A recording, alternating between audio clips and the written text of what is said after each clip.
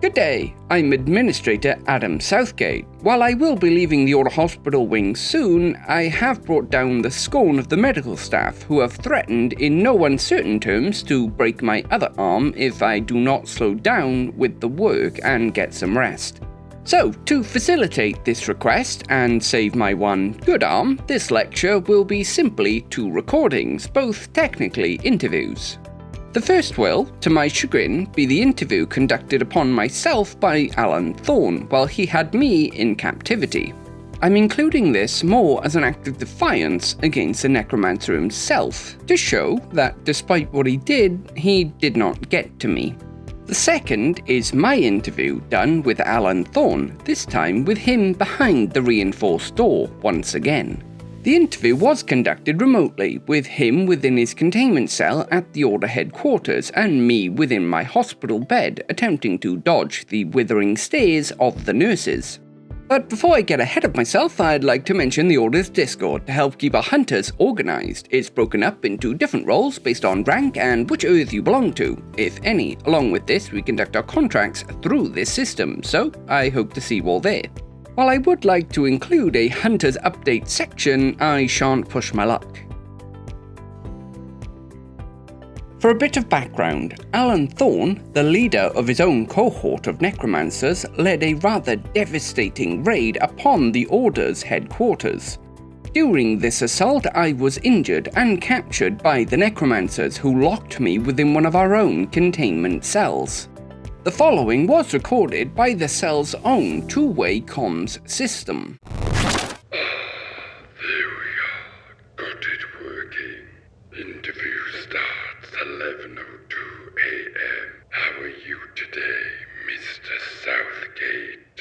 In a lot of pain. You crushed my arm, you sadist. And now you're doing whatever this is. You should be thankful, Mr. Southgate. You were buried under tons of rubble. I'm honestly shocked you even survived the ordeal given your limited form. Are you truly this petty? What is this? Your revenge to treat me like a subject? Well, I hate to break it to you, but this isn't my first time. Shut up! You're powerless, and I am in control. Mr. Southgate, I'd like you to answer some questions about yourself and that school you went to, Egoidion. And you will answer. For Christ's sake. You will answer. Fine. Ask away. How was it you were picked up as a possible Fey changeling? I was about 3 or 4, living in Oakdale.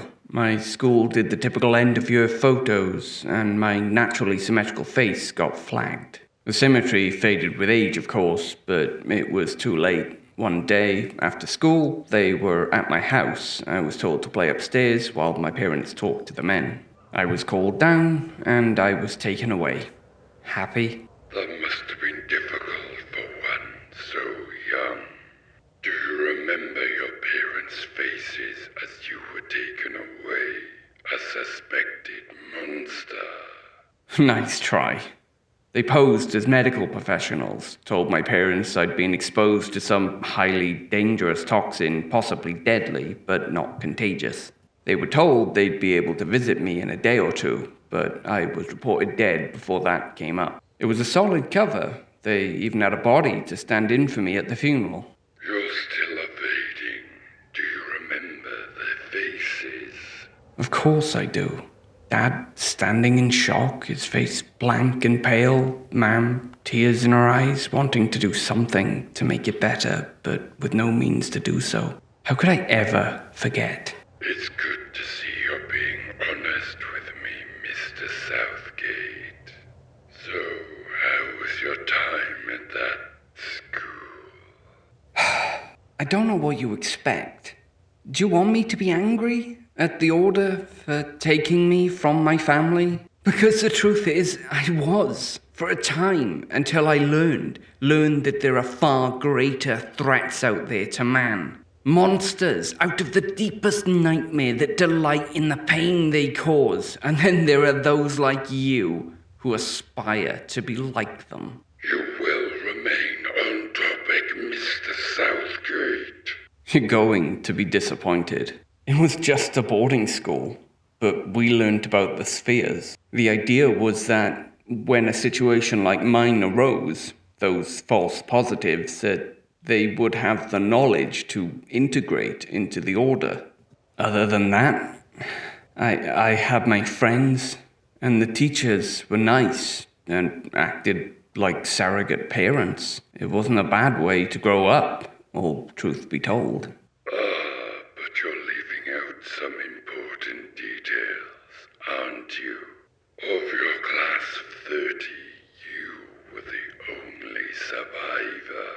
Spending 3 years in that little room locked away while people watched to see if you turn. How does it feel to know that you serve the same small-minded fools that murdered all of your friends, who sealed you within that room all alone for so long? You really are persistent. The friends I knew died when they changed. Not because of the Order. The Order burned or killed them. As for the standard quarantine period, Damn him. He passed out. We don't have time for this. Let's go get our prize. As should hopefully be apparent at this time, I had succumbed to my injuries, losing consciousness. But I will finish the answer now. It was difficult, locked within a room smaller than a containment cell for years. I had access to entertainment, and I received daily lessons via the intercom system, but it wasn't the same, and I fell into a dark place for some time after. But with understanding came clarity and a will to go on. Now we move on to the second and final interview of today's lecture. While I had planned, I shan't add in preamble and will simply dive straight in, as I fear the wrath of the nurses. Interview starts 3:23 p.m. And how are we today, Mr. Thorn? Are you pleased? Your precious Order has wrestled the world back into their own narrow view. Is this your revenge? No, Alan. That's what you really never got. While the irony of this situation isn't lost on me, I don't hold any true ill will against you. I only wish to understand. Do they know when it will be? It's as of yet still undecided if it will even happen, never mind when. It will happen. I've killed too many of you for it to be forgiven. The mob will extinguish my brilliance, and the world will be more ignorant for it. Good to see you hadn't lost your self-aggrandizing nature. But I have to ask, why do this? Why do any of this? When we last spoke, you talked about your master. How she saw in you a successor, saw in you what you yourself couldn't see. You told me about how much you loved her, but you abandoned the path she set you on. I did not abandon her path. Look, I'm just expressing what I saw. But if I'm wrong, or you have a different perspective, please explain it to me. To become the perfect form of life, impossible to best, impossible to break. This is the path of transformation. For nearly 200 years now, those like me have sought to improve themselves, while training apprentices who they hope will one day surpass them.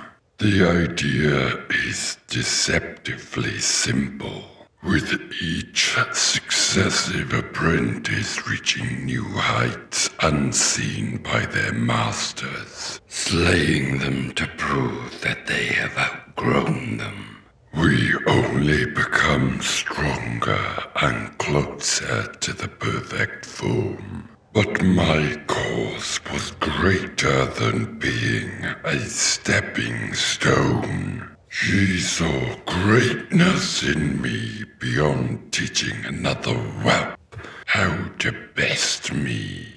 I would rise to the heights of perfection, leaving all behind, scattered in my wake. Your Order's first capture of me showed how far we were from our goal of perfection, and pushed me to look further afield. Godhood. Yes, a god of this sphere. One that is truly immortal, that can never rot into insanity. I would have reached those distant heights. Then what? What on this miserable earth do you mean? Say you reach godhood. What would you have done? Or did you not even think that far ahead? I would have brought her back. I see. So this was all for her. Of course it was. But you, a mechanical-minded dead automata of a man, could never understand. I would burn the world to ash, cast all tomorrows in darkness, rend the sun from the sky, and slaughter all who dwell upon this rock. For only a single word to be spoken from her lips once again. I'm sorry. It was not my aim to upset you, only to understand your point of view. We'll leave it there, I think. You'll be informed once a decision is reached. Interview ends 3:28 p.m. And there we have it. As was alluded to in the second interview, we will be holding a poll for all Order staff to take part in. This poll will decide if Alan Thorn faces execution or not, as the Druidic Council are in a deadlock concerning this decision. Well, yes, you could argue he does deserve a grim fate. The amount of knowledge he possesses about the entropic sphere is unparalleled by anyone living today.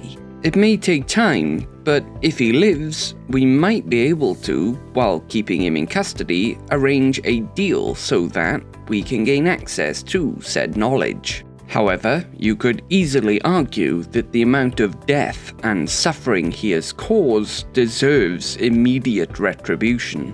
But that will be all for today. Please like, comment and subscribe. With Arthur's might and Merlin's wisdom, thank you.